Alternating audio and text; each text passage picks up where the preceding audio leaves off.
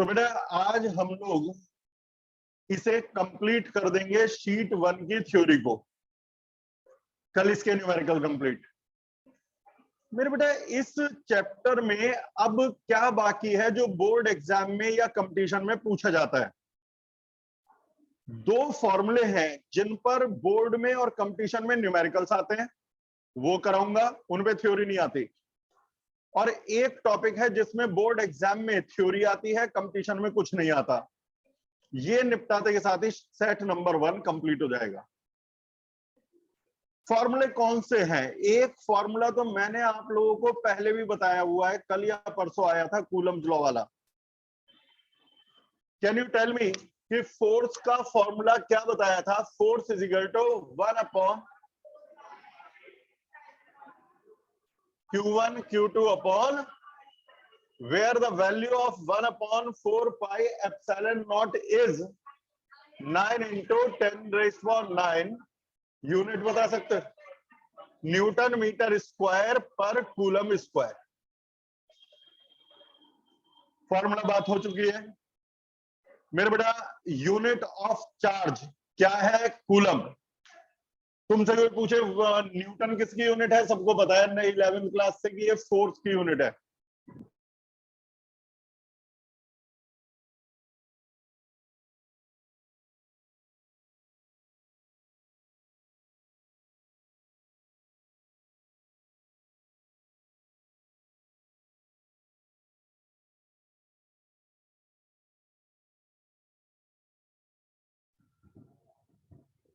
हाँ,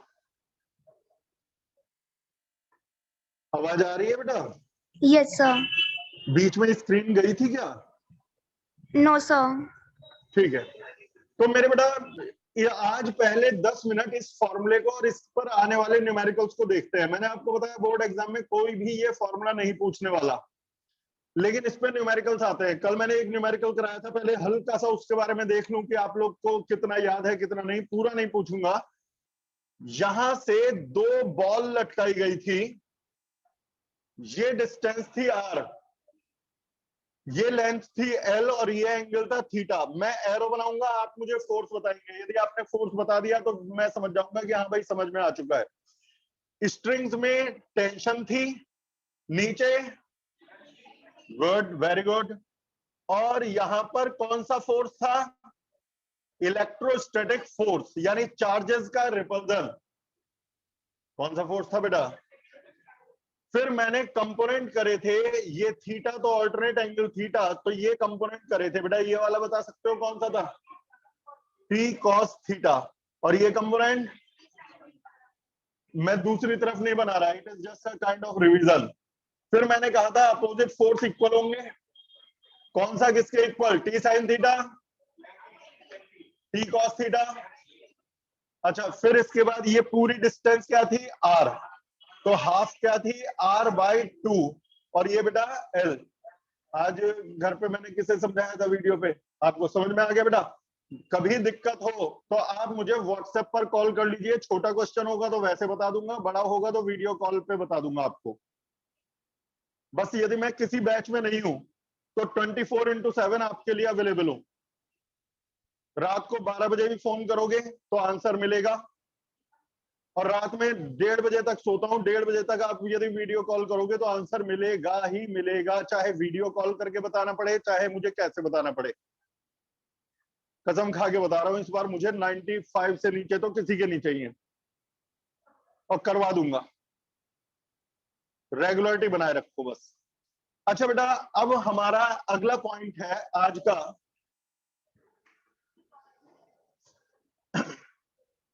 ये तो गया मेरे बेटा। यहां पर हम लोग अब बात करने जा रहे हैं 1 कूलम कितना बड़ा चार्ज है।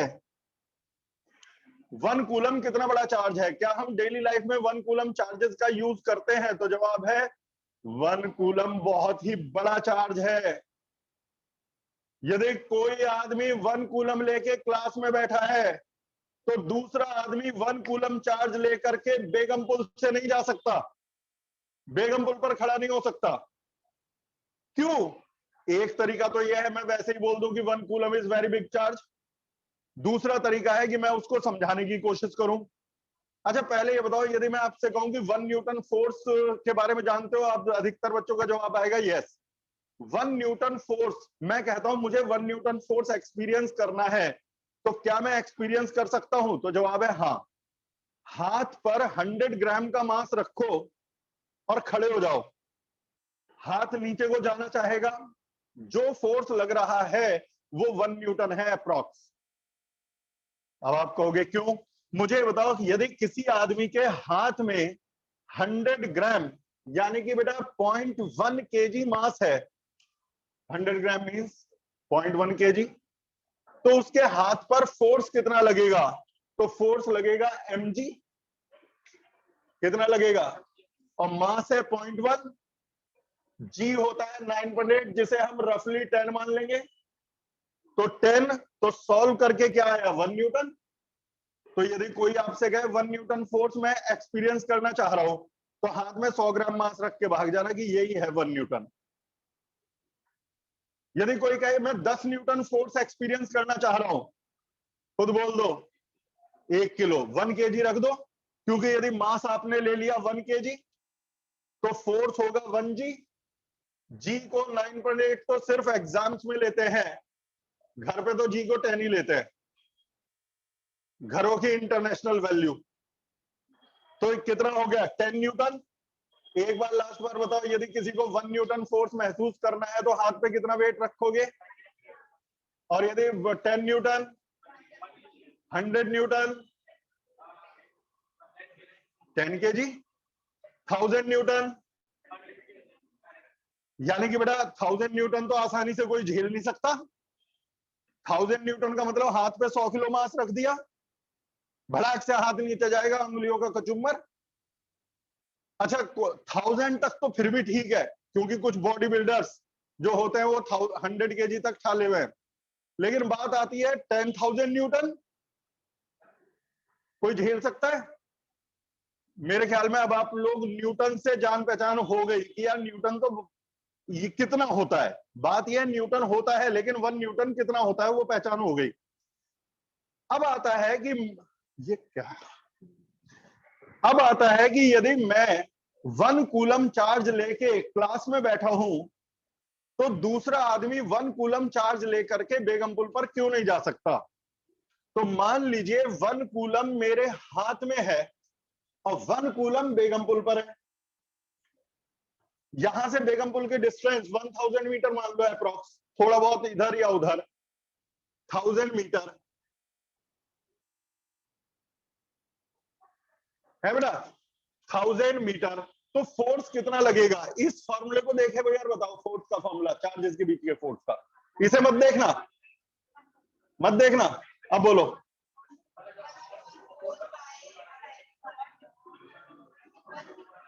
पता है जब हम कहते हैं इसे मत देखना, तो सबकी नजर वहां जरूर जाती है। ये हम इंडियंस की खास बात है, एक बिल्डिंग में 100 कमरे हो, एक कमरे पे लिखा हो कृपया इसके अंदर ना झांके,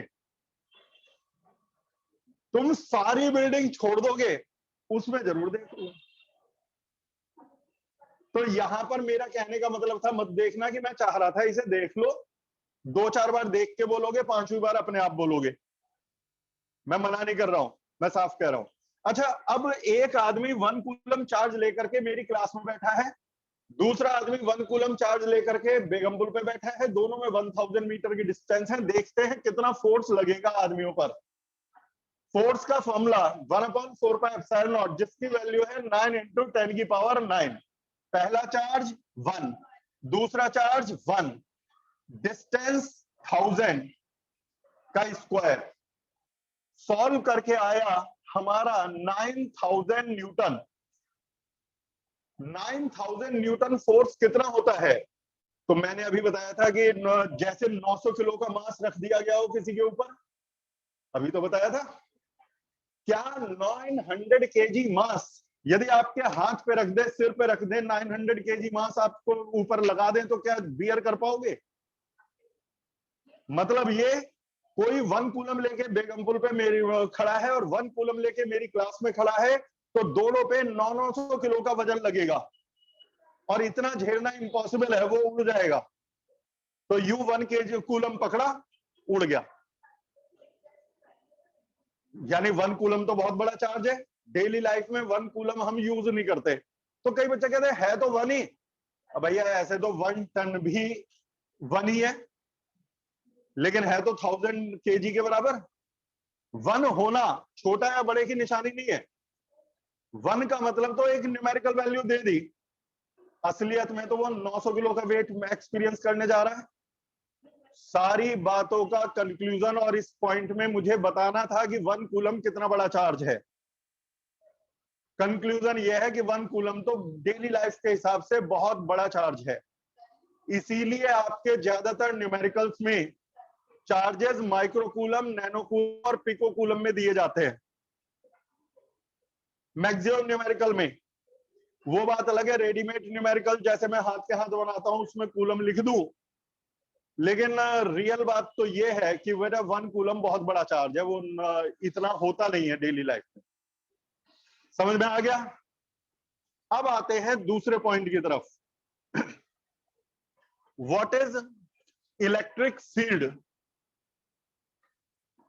second last topic of this set number 1 of electrostatics. Notes transfer हो गए थे बच्चों को जो घर पे बैठ के पढ़ रहे हैं? बेटा आपको नोट्स मिल गए?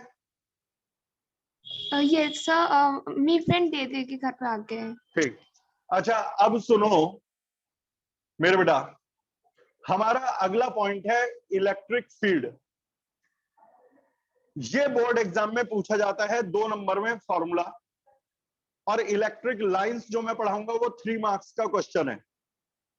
लेकिन this is not for competitive exam, it is for board exams.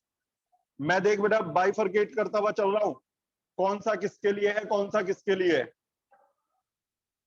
जो समझदार बच्चे हैं वो नोट करते जा रहे हैं कि भाई ये कंपटीशन पे फोकस करना है तो इस पे ज्यादा दिमाग लगा दो, और 12th पे करना है तो इस पे, और दोनों पे करना है तो दोनों ध्यान से सुनो।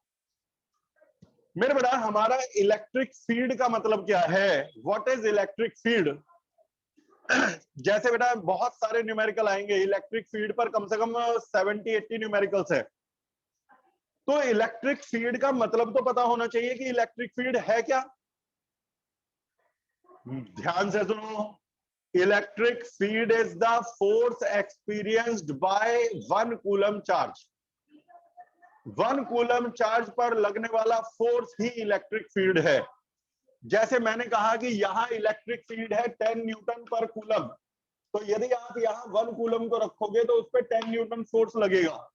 कौन लगाएगा मुझे उससे मतलब नहीं, क्या पता एक चार्ज लगाए, क्या पता 2 चार्ज लगाए, क्या पता 100 चार्ज मिलके लगाए, मुझे कुछ नहीं पता। मुझे ये पता है 1 कूलम पे फोर्स लग रहा है। मैंने कहा कमरे में इलेक्ट्रिक फील्ड है 100 न्यूटन पर कूलम, तो कमरे के अंदर यदि आपने 1 कूलम चार्ज रख दिया तो 100 न्यूटन फोर्स लगेगा। लगाने वाला फोर्स क्या है, वी डोंट केयर, सोर्स से मतलब नहीं है। मैंने कहा कमरे के बाहर इलेक्ट्रिक फील्ड है 10 न्यूटन पर कूलम, बताओ इसका मतलब क्या हुआ? 1 कूलम रखेंगे तो 10 न्यूटन फोर्स लगेगा। मैंने कहा बेटा बिल्डिंग की छत पर, बिल्डिंग के रूफ पर इलेक्ट्रिक फील्ड है 1000 न्यूटन पर कूलम, 1 कूलम रखेंगे। मैंने कहा इस पेन के हेड पर इलेक्ट्रिक फील्ड है 3 न्यूटन पर कूलम, तो यदि पेन के हेड पर, बोल दो मेरे को मजा सा आ जाए कि हाँ समझ में आ गया, पेन के हेड पर 1 कूलम रखेंगे तो 3 न्यूटन फोर्स लगेगा। क्या आप ये पूछोगे किसने लगाया? नहीं। इट में भी बेटा जैसे 11th क्लास में आपने पढ़ा होगा काइनेमेटिक्स और डायनामिक्स 2 ब्रांचेस हैं। एक में हम वो क्वेश्चन करते हैं जिसमें cause of motion is unknown to us, और दूसरे में वो क्वेश्चन करते हैं जिसमें cause of motion is known to अस।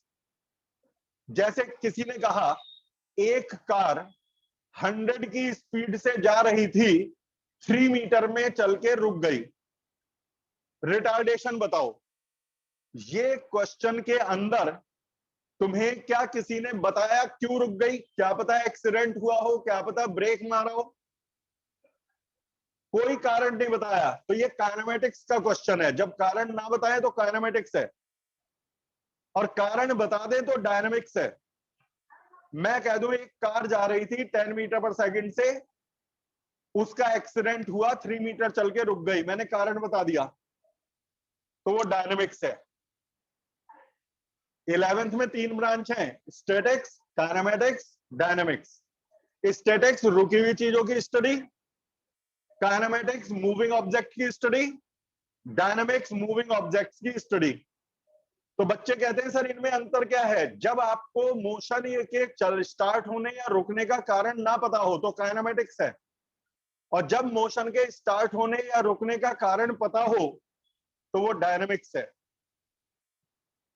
तो यही बात है इलेक्ट्रिक फील्ड। इलेक्ट्रिक फील्ड में हमें ये नहीं बताया जाता कि कौन लगा रहा है, क्यों इस पर फोर्स लग रहा है, बस ये है इतना लग रहा है। और एक लास्ट बार पूछ के खत्म करें, एक कंडक्टर के अंदर इलेक्ट्रिक फील्ड है 0। यदि आप अंदर 1 कूलम चार्ज रखोगे तो फोर्स लगेगा।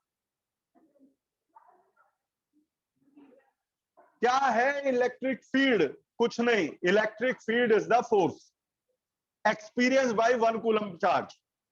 1 कूलम पर फोर्स लगे तो उसको फील्ड कह देते हैं, और किसी पे लगे तो फोर्स कह देते हैं। कंफ्यूजन तो नहीं होगा? 1 कूलम पर फोर्स लगे तो 1 के अलावा किसी पे लगे, दैट्स ऑल। आई थिंक ये बड़ी अच्छी तरह से क्लियर हो गया कि फील्ड क्या है। फील्ड भी फोर्स ही है, 1 कूलम पर लगने वाला फोर्स। एक लाइन लिख लो, electric field is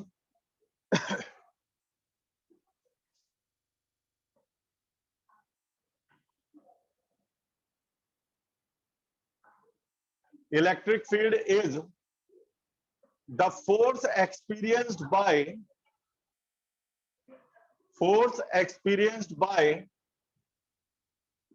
unit positive charge, force experienced by unit positive charge।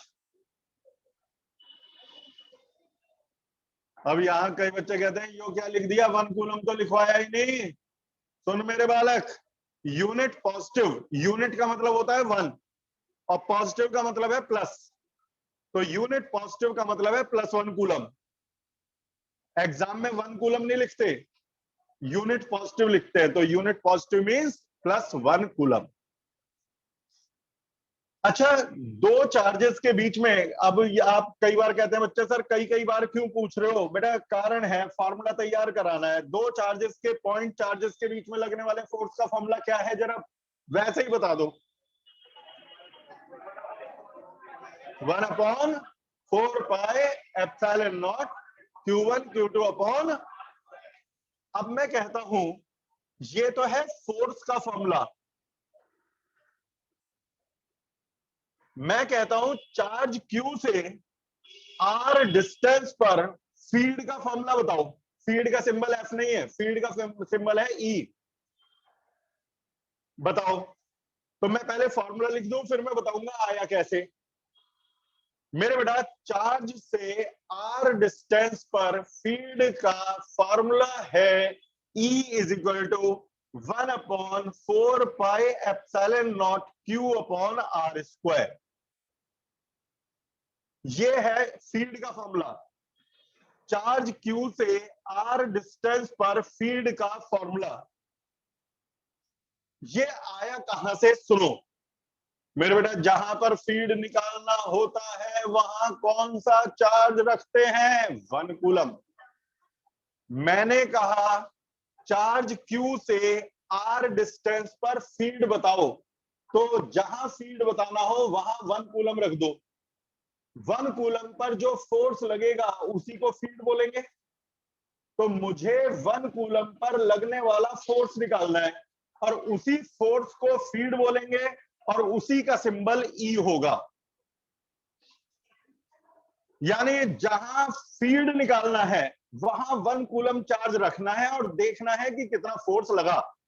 अब मेरे बालक, अब मेरे से पहले आप बता सकते हो, फील्ड है फोर्स, 1 कूलम पर लगने वाला फोर्स, Q ने 1 पर कितना फोर्स लगाया? 1/, फोर्स वाला फॉर्मूला ही लगाऊंगा मैं, 1/4πε0 Q इंटू 1/r²। ये था Q1 ने Q2 पर कितना फोर्स लगाया उसका फॉर्मूला, और ये है Q ने 1 पर कितना फोर्स लगाया उसका फॉर्मूला। अब जब इसे सॉल्व करोगे तो 1/4πε0Q/r² आ जाएगा। बस। तो कई बच्चे कहते हैं, मैं पूछता हूं बालकों से कि फोर्स के फॉर्मूले और फीड के फॉर्मूले में क्या अंतर है।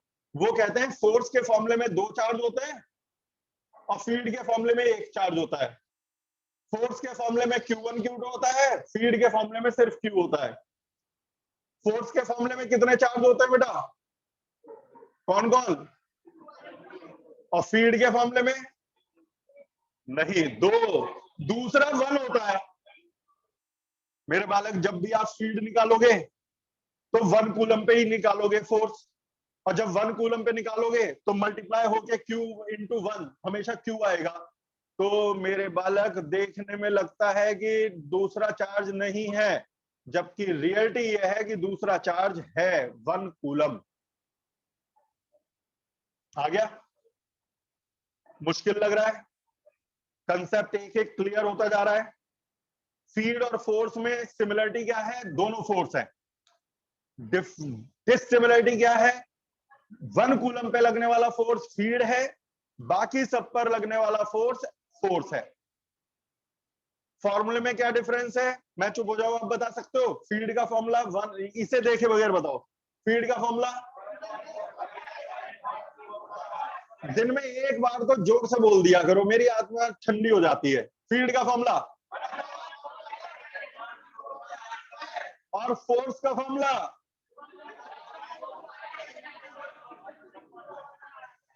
One upon 4πε0 Q1 Q2/r²। अच्छा, फीड खुद एक वेक्टर क्वांटिटी है। कई बच्चे कहेंगे क्यों? मेरे बेटा, फीड क्या है? फोर्स। और यदि 11th में ठीक ठाक थोड़ा भी रहा तो पता होगा फोर्स वेक्टर है, इतना तो पता होगा। सर जी, हम कितने भी नालायक से ये पता है फोर्स इज वेक्टर, और यदि फोर्स वेक्टर है तो फीड भी तो फोर्स है, तो फीड वेक्टर है। और यदि फीड, जिसे हम पूरा नाम बोले तो इलेक्ट्रिक फील्ड कहते हैं, शॉर्ट में फीड कहते हैं, रियल वर्ड है इलेक्ट्रिक फील्ड। तो इलेक्ट्रिक फील्ड है वेक्टर। अब यदि कोई वेक्टर है तो उसकी डायरेक्शन भी होगी। डायरेक्शन बता रहा हूं। Electric field is a vector quantity जिसकी डायरेक्शन होती है, ओहो, मैं तब से परेशान हूं। इन्होंने उल्टा सिस्टम दे रखा है, सारे पेन ऐसे खुलते हैं ये टाइट होता है, और ऐसे बंद होते हैं ये ऐसे खुल रहा है।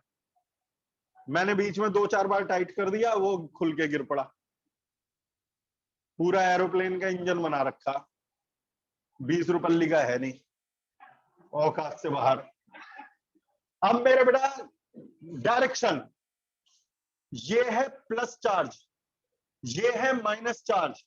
मैंने कहा यहां पर फीड की डायरेक्शन बताओ और यहां फीड की डायरेक्शन बताओ।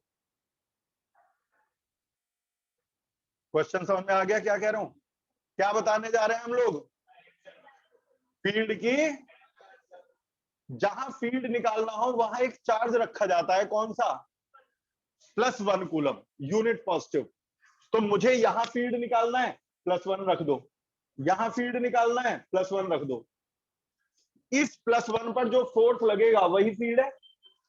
अब इस +1 को +Q रिपेल करेगा, यही फील्ड है। इस +1 को ये माइनस चार्ज अट्रैक्ट करेगा, यही फील्ड है। तभी कहते हैं कि electric field is directed away from the positive charge and electric field is directed toward the negative charge. Electric field is directed away from the positive charge, electric field is directed toward the negative charge. एक last बार कर ले हूं दूसरा। Electric field के बारे में इतना आ गया। अब एक बार देख, आदत से मजबूर हूं, पूछूंगा जरूर, पक्का होना चाहिए। ये है प्लस चार्ज, ये है माइनस चार्ज। एक बार बता दो और फिर खत्म करो। आर डिस्टेंस पर फील्ड बताना है, आर डिस्टेंस पर फीड बताना है। जहां फीड बताना है वहां कौन सा चार्ज रखेंगे? Very good. कौन सा चार्ज रखेंगे? अब इस +1 को +Q रिपेल करेगा, अट्रैक्ट? यही फीड है। +1 को -Q अट्रैक्ट करेगा, रिपेल? यही फीड है। तो this feed is moving away from positive charge and this feed is moving toward negative charge. तभी कहा जाता है direction of electric field is away from positive charge and toward negative charge. Detail में सब notes में printed है, यहां सिर्फ काम काम का लिखना है। एक तो फील्ड का फॉर्मूला लिख लो, 1/4πε0 Q/r²। फील्ड का फॉर्मूला 1/4πε0 Q/r²।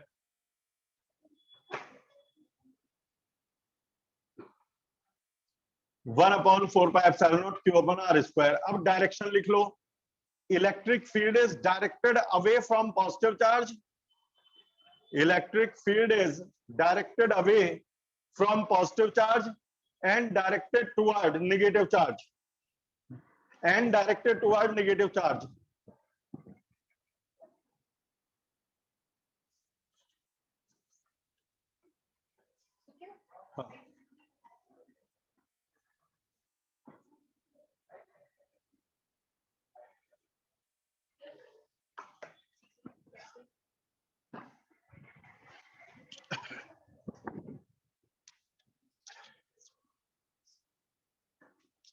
हाँ जी, तो ये तो आपको आ गया समझ में। आज अब ये तक क्या सीख लिया आपने? फोर्स क्या है, फील्ड क्या है, डिफरेंस क्या है, डायरेक्शन क्या है। फोर्स के केस में तो आसान है, सिमिलर चार्ज है तो रिपल्सिव फोर्स, अपोजिट चार्ज है तो अट्रैक्टिव फोर्स। फील्ड के बारे में क्या पता चला? पॉजिटिव चार्ज है तो फील्ड इज अवे, नेगेटिव है तो फील्ड की डायरेक्शन हो गई। फील्ड का सिंबल एफ है या ई, और फोर्स का सिंबल, एक फॉर्मूला आता है न्यूमेरिकल में, वो फॉर्मूला है F = QE। ये फॉर्मूला कहां से आया मैं बता दूं मेरे बेटा। 1 कूलम पर लगने वाला फोर्स है E। E है तो फोर्स ही। 1 कूलम पे लगने वाला फोर्स क्या है बेटा? E। 2 कूलम पर लगने वाला फोर्स 2E। 3 कूलम पे लगने वाला फोर्स, 4 कूलम पर लगने वाला फोर्स, Q कूलम पे लगने वाला फोर्स। तो Q कूलम पर लगने वाले फोर्स का फॉर्मूला है QE। No rectification at all. हर चीज का कारण समझ के चलो। भाई मैं आपसे कहूं कि फॉर्मूला याद कर लो F = QE, तो वो तो कल तक वो गायब हो जाएगा। लेकिन अब तुम्हें पता है 1 कूलम पे लगने वाला फोर्स है E, 2 कूलम पे लगने वाला फोर्स, 3 कूलम पे लगने वाला फोर्स, Q कूलम पे लगने वाला फोर्स। आ गया समझ में? Any doubt? अब फोर्स और फील्ड समझ में आने के बाद नेक्स्ट पॉइंट आता है electric lines of forces. Board exam के लिए इस सेट का लास्ट केस। इस सेट में थ्योरी अब इसके बाद नहीं है, अब न्यूमेरिकल्स आएंगे। और सिर्फ ये न्यूमेरिकल नहीं करने, ये इस सेट पर बेस्ड न्यूमेरिकल्स हैं, कुछ एक्स्ट्रा मैं कराऊंगा। और मैंने आप लोगों को कह रखा है, अभी तो खैर स्कूल वगैरह में शुरू नहीं हुआ होगा, यदि आपके स्कूल में कोई भी थ्योरी, कोई भी न्यूमेरिकल, कोई भी कंसेप्ट ऐसा बता दे जो मैंने ना बताया हो, आप मुझसे पूछो, मैं क्लास में पढ़ाऊंगा। वैसे आज तक ऐसा हुआ नहीं, लेकिन फिर भी हो जाए तो मैं बताऊंगा। और छोटी मोटी चीज के लिए मैं खुद कह रहा हूं, बुरा मत मानना, कभी सोचो कि सर क्या सोचेंगे। दिन में किसी भी टाइम डाउट आए, कई बार क्या होता है शाम तक आते आते वो डाउट दिमाग से निकल जाता है कि पूछना क्या था। जिस समय डाउट आए फोन मिला दो, मैं जवाब दूंगा। हाँ वो बात अलग है, ये तो आप इतना तो मुझे लिबर्टी दोगे कि किसी और बैच में हूं तो मैं उस समय ना उठाऊं, कॉल बैक कर लूंगा। अब बेटा मेरे, हमारा अगला point electric lines of forces. Electric lines of forces में हो जाएगा आज बोर्ड एग्जाम में 3 नंबर का आता है, अभी तक 5 नंबर वाला मैंने कुछ नहीं बताया है। What are electric lines of forces and what are their properties? मैं जवाब दे रहा हूं, 2-4 मिनट लगेंगे समझने में। लिखा हुआ सारा शीट में है। शीट सब पर है, रह रही हो तो बता दो मेरे बेटा। What are electric lines of forces? तो पहले सुन लो, these are the imaginary, these are the paths of imaginary positive test charges. एक बार फिर से सुन लो, अभी इंग्लिश में है, 2 मिनट लगेंगे समझने में। Electric lines of forces are the paths of, electric lines of forces are the paths of imaginary positive test charges. यदि आपको समझ में अभी नहीं आया, कोई परेशानी की बात नहीं, किसी साल किसी बच्चे को नहीं आता पहले, फिर जब मैं 2-4 एग्जाम्पल देता हूं तब आता है।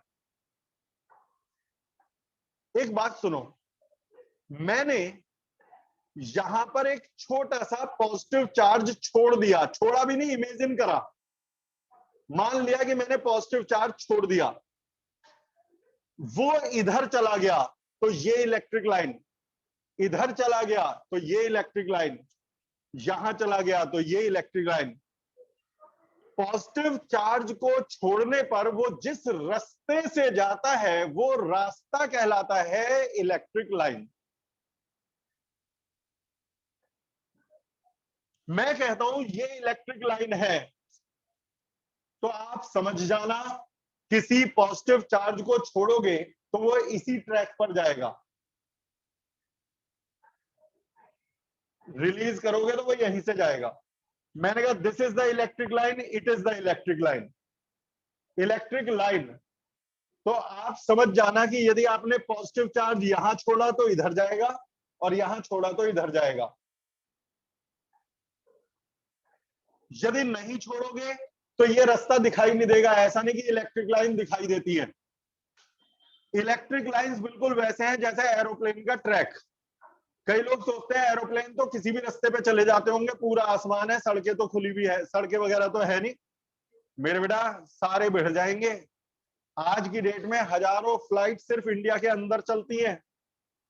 यदि हम उनको अलाउ कर दें, जहां मर्जी हो वहां मोड़ दो, जहां मर्जी हो वहां घुमा दो, तो पता चला कोई किसी से भिड़ जाएगा, कोई किसी से भिड़ जाएगा। हर रोज क्या होगा, हैप्पी बर्थडे, मतलब मरेंगे लोग। मरने से बचाने के लिए ट्रैक फिक्स है।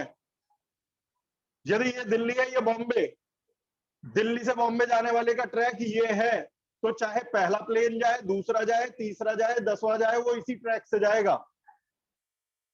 और बॉम्बे से चेन्नई का ट्रैक यदि ये है, वो इंटरसेक्ट नहीं करते, जब अवॉइड करते हैं, तो वो यहीं से ही जाएगा कुछ भी हो जाए। और यदि बदलना पड़ा तो पहले एटीसी से परमिशन मांगेगा कि भैया रास्ता देख लो, कोई और है तो नहीं, यहां बड़ा आंधी तूफान आ रहा है, मैं बच के निकलने की कोशिश कर लूं क्या। ले अब देखो, एरोप्लेन के ट्रैक की तरह से इलेक्ट्रिक लाइंस होती हैं।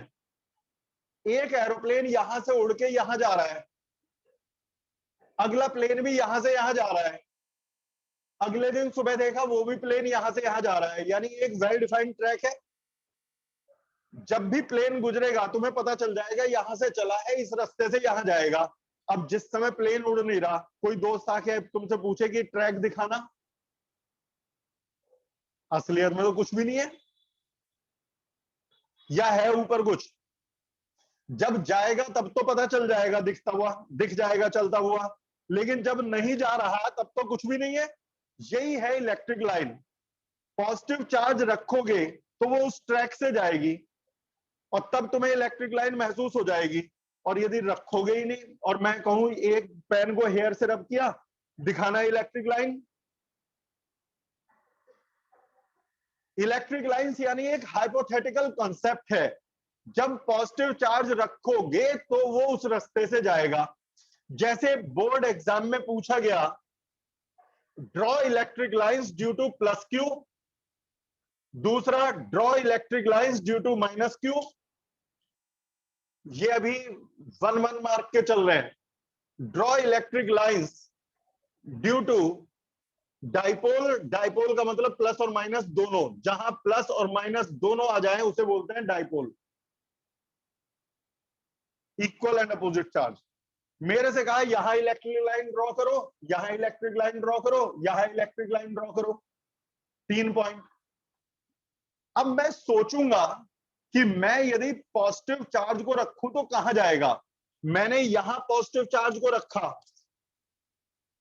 तो वो इससे रिपेल होके यहां जाएगा। यदि रखा तो, नहीं रखा तो कोई बात नहीं, यहां रखा तो यहां जाएगा, यहां रखा, ये सब इलेक्ट्रिक लाइंस हैं। कितनी इलेक्ट्रिक लाइन बना सकते हैं, जितनी चाहे। आप एक यहां रख दो वो इधर जाएगा, यहां रख दो तो इधर जाएगा।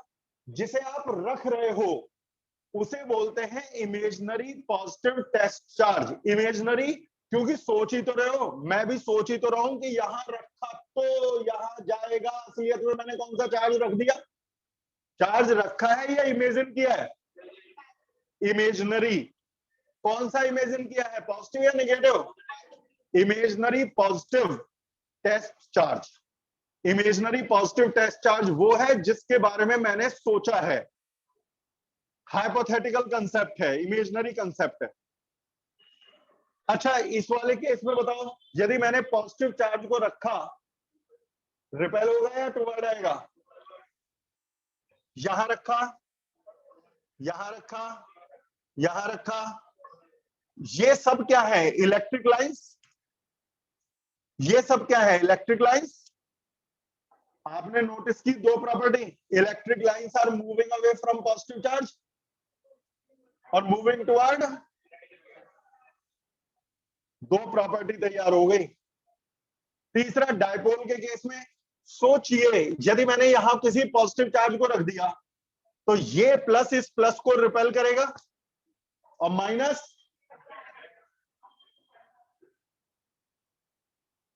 एक ने रिपेल किया तो उससे दूर भाग गया, दूसरे ने अट्रैक्ट किया उसके पास आ गया।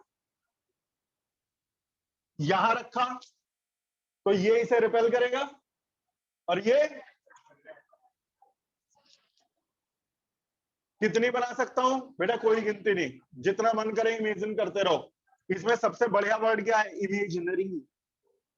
सोच रहा हूं मैं, कर कुछ नहीं रहा। जरा दो एक पॉइंट लिख लो फिर आगे बढ़ते हैं, खत्म हो जाएगा आज शीट ये। अभी क्या लिखवा था, these are the paths of, लिख लिया अभी नहीं।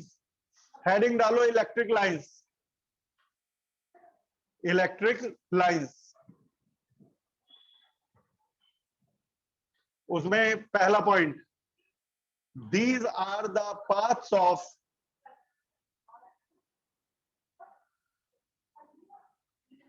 these are the paths of imaginary positive test charges. These are the paths of imaginary positive test charges.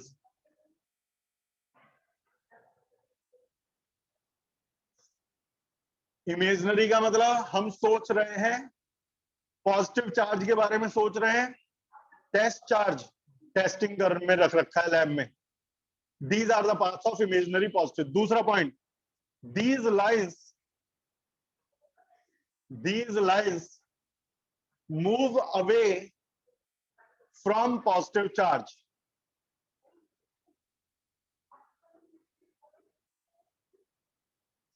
These lines move away from positive charge. देख पॉजिटिव से दूर गई थी ना। अगला पॉइंट, फिगर विगर मत बनाना फिर तो नोट्स ही हो जाएंगे, वो तो प्रिंटेड है ही है। अगला पॉइंट ये रिवीजन के लिए है।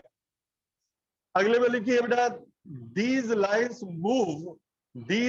move towards, खुद लिख लो, negative charge. These lines move toward negative charge.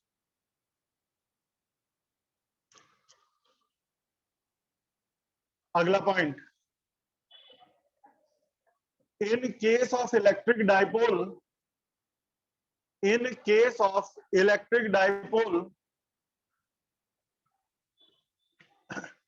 the lines move, in case of electric dipole the lines move from positive toward negative charge. In case of dipole lines, these lines move from positive toward negative charge. आ गया अब तक का? Next point, अब सुन लो, पहले 5 minute और सुन लो, फिर इसके बाद 2-3 लाइन लिखवा के आज का खत्म कर देंगे मेरे बेटा।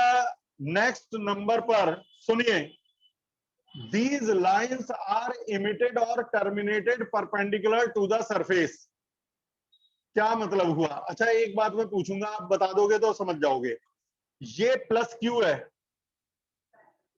जितना नॉलेज है, मैंने बताया ना लास्ट पॉइंट है, उसमें भी 2-3 रह गए। इलेक्ट्रिक लाइंस इससे अवे जाएंगी या टुवर्ड? 1 2 3 4, क्या सही बना दी मैंने? एक गलत है।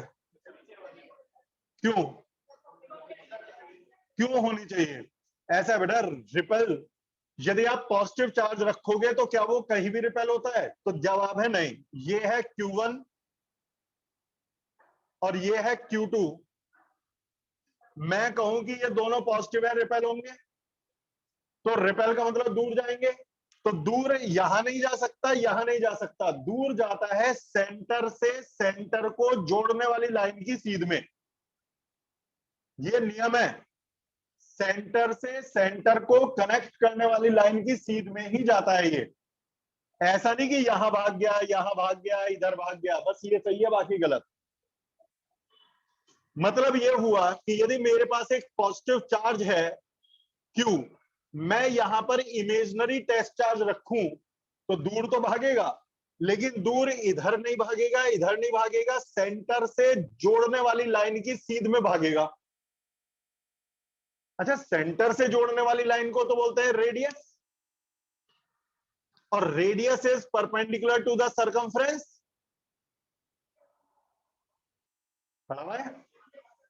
यानी electric line is perpendicularly emitted surface के। मेरे बेटा, electric lines are emitted, terminated का भी यही रीजन है। पॉजिटिव होगा तो दूर जाएगा, नेगेटिव होगा पास आएगा, होगा परपेंडिकुलरली। तो दीज लाइन्स आर इमिटेड और टर्मिनेटेड परपेंडिकुलरली। लिखो बेटा, दीज लाइन्स आर इमिटेड और terminated perpendicularly to the surface. These lines are emitted or terminated perpendicularly to the surface.